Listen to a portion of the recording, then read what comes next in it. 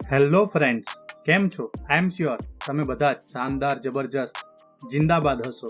Friends, જો તમે પ્રથમ વખત અમારી ચેનલની મુલાકાત લઈ રહ્યા છો તો પ્લીઝ સબસ્ક્રાઇબ અવર ચેનલ. અને હા, વિડીયો જોયા બાદ જો આપને વિડીયો ગમે તો બધાને કહેજો, અને વિડીયો જોયા બાદ આપને કંઈક કચાશ જણાય તો કોમેન્ટ બોક્સમાં મને કહેજો. હું ચોક્કસ આપની વિનંતીને વાચા આપીશ. ફ્રેન્ડ્સ, આજના ટોપિકની ચર્ચા કર્યા બાદ જો આપના મનમાં કંઈ પણ પ્રશ્ન હોય, કંઈ પણ મૂંઝવણ હોય તો કોમેન્ટ બોક્સમાં મને જણાવજો. હું ચોક્કસ આપના પ્રશ્ન, આપની મૂંઝવણને દૂર કરવાનો પ્રયત્ન કરીશ. સો ફ્રેન્ડ્સ, ચાલો આજના ટોપિકની ચર્ચા શરૂ કરીએ.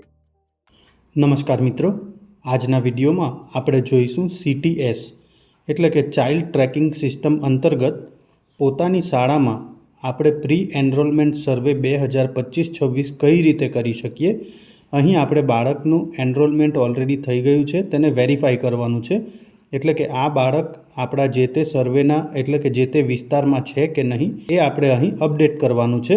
ફ્રેન્ડ્સ, અહીં આપણે સૌથી પહેલાં SSA વેબસાઇટ પર, જ્યાં આપણે બાળકોના UDIS નંબરથી માંડીને તમામ માહિતી અપડેટ કરીએ છીએ, ત્યાં ચાઇલ્ડ ટ્રેકિંગ સિસ્ટમ આ ઓપ્શન પર ક્લિક કરીશું, જ્યાં આપણે આપણી શાળાનો યુઝર ID, પાસવર્ડ અને કેપ્ચા કોડ નાખી લોગિન કરવાનું રહેશે. લોગિન કર્યા બાદ ડાબી બાજુ આપણને અલગ અલગ સ્વિચ જોવા મળશે, અલગ અલગ ટેબ જોવા મળશે, હોમ, મેનેજ સ્ટુડન્ટ, જેમાં આપણે પ્રી એનરોલમેન્ટ સર્વે 2025-26 આ ઓપ્શન પર ક્લિક કરવાનું છે. અહીં આ ઓપ્શન પર ક્લિક કરતાં સર્વે થઈ ગયું છે જે બાળકોનું, તે બાળકોની તમામ માહિતી આપણી સામે આવી જશે.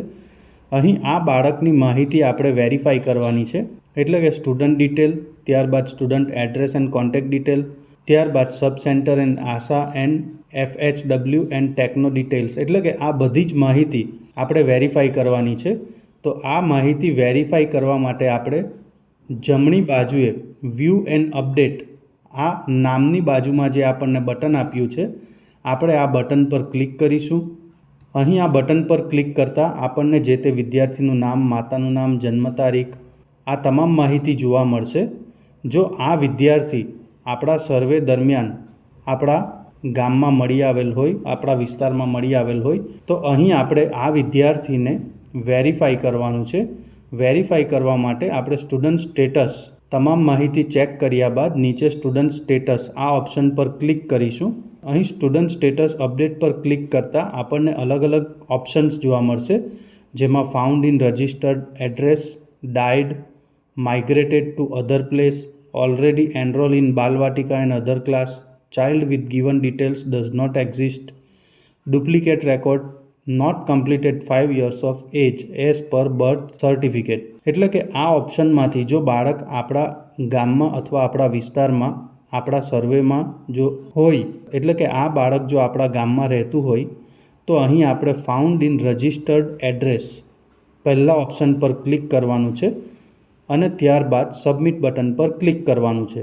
જો આ બાળક આપણા ગામમાં પહેલેથી બાલવાટિકામાં એટલે કે આપણી શાળામાં પહેલેથી જ અભ્યાસ કરતું હોય, તો અહીં આપણે already enrol in Balvatika and other class આ ઓપ્શન પર ક્લિક કરવાનું થશે અને ત્યારબાદ તરત જ એ બાળકનો UID નંબર, જે આપણા શાળામાં ઓલરેડી રજિસ્ટર હશે જ, એ UID નંબર ટાઈપ કરીને સબમિટ કરવાનું રહેશે. તો અહીં આ બે ઓપ્શન આપણે ખાસ ધ્યાનમાં રાખવાના રહેશે. અને જો બાળક આપણા ગામમાં રહેતું ન હોય તો તેના માટે આપણે પાંચમું ઓપ્શન ક્લિક કરીશું, child with given details does not exist. એટલે કે આ ત્રણ ઓપ્શનમાંથી આપણે કોઈ પણ એક ઓપ્શન પર ક્લિક કરીને સબમિટ બટન પર ક્લિક કરવાનું છે. તો આ રીતે આપણે આપણા સર્વેમાં જે બાળકો મળી આવેલ છે એ તમામ બાળકોને આપણે ખૂબ જ સરળતાથી અપડેટ કરી શકીશું. સો ફ્રેન્ડ્સ, અહીં તમે જોઈ શકો છો કે જે બાળકની ડિટેલ્સ અપડેટ થઈ ગઈ હોય તેના નામની આખી રો ગ્રીન કલરમાં થઈ જશે. તો આ રીતે આપણા સર્વે લિસ્ટમાં જેટલા બી વિદ્યાર્થીઓ હોય છે એ વિદ્યાર્થીઓનું સર્વે આ રીતે ખૂબ જ સરળતાથી કરી શકીશું. અને જે વિદ્યાર્થીઓનું સર્વે બાકી રહેશે તે વિદ્યાર્થીઓની રો વ્હાઇટ કલરમાં રહેશે. તો આ રીતે આપણે જાણી શકીએ છીએ કે કયા બાળકોની ડિટેલ્સ અપડેટ થઈ ગઈ છે, કયા બાળકોની બાકી છે. રો ગ્રીન કલરમાં થઈ જશે. તો આ રીતે આપણા સર્વે લિસ્ટમાં જેટલા બી વિદ્યાર્થીઓ હોય છે એ વિદ્યાર્થીઓનું સર્વે આ રીતે ખૂબ જ સરળતાથી કરી શકીશું. અને જે વિદ્યાર્થીઓનું સર્વે બાકી રહેશે તે વિદ્યાર્થીઓની રો વ્હાઇટ કલરમાં રહેશે. તો આ રીતે આપણે જાણી શકીએ છીએ કે કયા બાળકોની ડિટેલ્સ અપડેટ થઈ ગઈ છે, કયા બાળકોની બાકી છે. સો ફ્રેન્ડ્સ, હું આશા રાખું છું કે આજે જે માહિતી મેં આપને આપી તે આપને ગમી હશે. જો આપ ઈચ્છો છો કે હું બીજા પણ આવા ટોપિક પર વિડીયો બનાવતો રહું તો પ્લીઝ કમેન્ટ બોક્સમાં એ ટોપિકના ટાઇટલ મને જણાવજો. હું ચોક્કસ એ ટોપિક પર આપની સાથે ચર્ચા કરીશ. Thank you very much and best luck for your exams.